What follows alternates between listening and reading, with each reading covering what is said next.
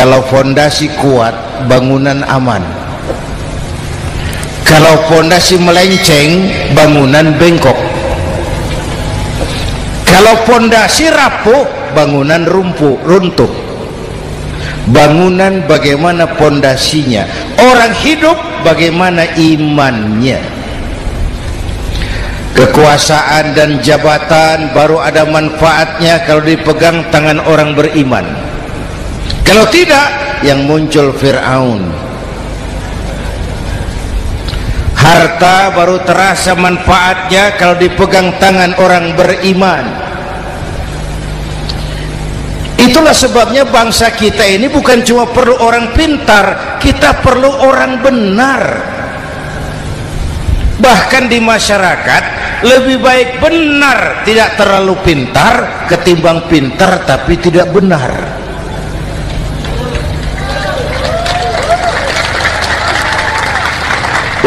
Kalau sudah pintar tidak benar, rusak rakyat itu, Pak. Disuruh ngurus beras malah nimbun beras, ya. Disuruh ngurus laut jadi bajak laut.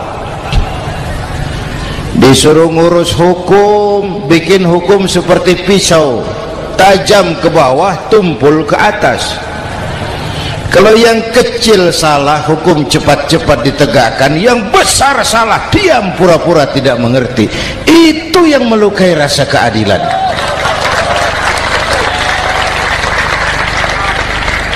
Mulai dari akhlak kepada Allah. Bagaimana cara berakhlak kepada Allah? Caranya dua. Pertama, jangan menyekutukannya dengan sesuatu pun. Yang kedua, jangan menyembah kecuali hanya kepadanya. Itu akhlak kepada Allah. Konsisten, disiplin. Saya bersaksi tiada Tuhan selain Allah, maka saya tidak akan menyembah kecuali hanya kepada Allah. Saya tidak akan takut kecuali hanya kepada Allah. Saya tidak akan minta tolong kecuali hanya kepada Allah. Saya tidak akan melarikan persoalan kecuali hanya kepada Allah. Saya bersaksi Nabi Muhammad utusan Allah, Nabi terakhir.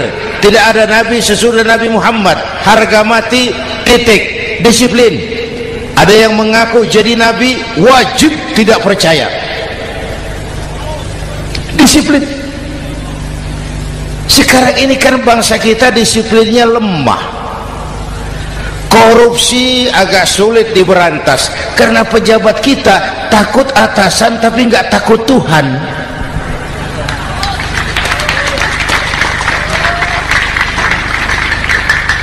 Itu sama dengan anak muda naik sepeda motor ngebut, lampu merah jalan terus, di stop sama polisi.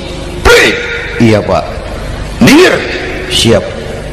SIM ada Pak. SNK ada Pak. Tahu kau lampunya merah? Tahu Pak. Kenapa lewat terus? Saya nggak tahu, ada Bapak. Itu disiplin kita. Tenang bener jawabnya, kayak orang nggak salah itu.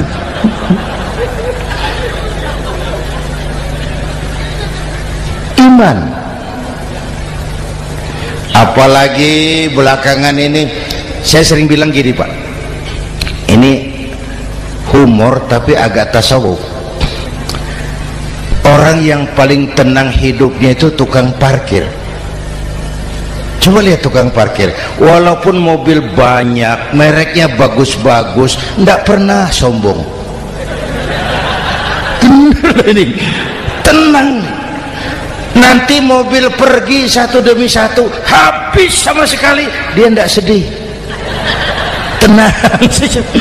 Mobil banyak tidak sombong, mobil habis tidak sedih. Apa rahasianya? Ternyata, nih tasawufnya di sini.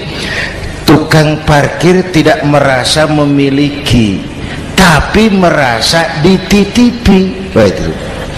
Siapa saja yang merasa memiliki, bersiaplah kehilangan, dan itu menyakitkan. Tapi kalau merasa dititipi, jabatan, harta, anak, istri, semua titipan, hiduplah seperti tukang parkir. Pertama, titipan tidak boleh bikin kita sombong. Dititipi kok sombong, tidak pantas. Ya, Pak Zainuddin titip mobil ya, silakan. Yang punya mobil pergi, saya petatang peteteng.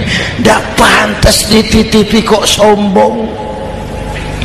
Ada orang dititipi jabatan oleh Allah sombong, dititipi sombong. Ada enggak pejabat sombong? Ada, namanya Fir'aun. Itu pejabat-pejabat sombong anak buah Fir'aun semua. Dititipi harta oleh Allah jadi orang kaya, sombong, sama tetangga ndak mau kenal orang lain, kecil semua, jalan ndak injak tanah, kuntilanak. Yang kedua penting, titipan harus dijaga baik-baik. Kalau tidak, yang nitip marah, yang nitip marah. Pak, titip sepeda motor, silakan. Waktu diambil sepeda motor, kaca spion pecah, knalpot hilang, bemper hancur, marah ndak yang nitip? Marah. Saya kan titip, kenapa ndak dijaga baik-baik? Dititipi harta oleh Allah jadi orang kaya supaya bangun pesantren, bela yatim, santuni yang lemah, pelitnya 17 setan. Yang nitip marah. Dititipi jabatan oleh Allah isinya korupsi saja, yang nitip marah. Nah, saya mau kasih lihat sekarang, Allah titip Indonesia. Allah titip Indonesia. Hai rakyat, ini Indonesia, aku titip, kata Allah. Sebentar, ada meja mau naik. Silakan Mas. Iklan. Ya, terima kasih. Jangan disangka kalau disediakan air teh pidatonya jadi lama. Dekorasi ini kok. Sampai mana tadi? Hai rakyat, ini Indonesia, aku titip, kata Allah. Ini negara besar dan kaya. Titipan ini ditebus dengan keringat, air mata, darah, dan nyawa. Ini bedanya. Malaysia memang merdeka tapi diberi Inggris. Singapura merdeka diberi Inggris. Indonesia merdeka, keringat, air mata, darah, dan nyawa. Ini negara aku titip, kata Allah. Ini negara besar dan kaya. Buminya subur, di atas perut buminya segala tanaman hidup, di bawah perut buminya ada gas, minyak, batu bara, lautnya kaya, hutannya kaya. Kekayaan negeri ini harus digunakan bagi sebesar-besar kemakmuran rakyat. Itu amanat konstitusi. Disalahgunakan, dikorupsi, yang nitip marah, yang nitip marah. Kalau dia marah, dia suruh makhluknya yang lain negur. Siapa? Merapi, Bromo, anak Krakatau. Itu Merapi demo, Pak. Kalau kita rakyat demo, anak buahnya Pak Danres turun. Tapi kalau Merapi demo, siapa yang mau ngatasi? Mbak Marijan.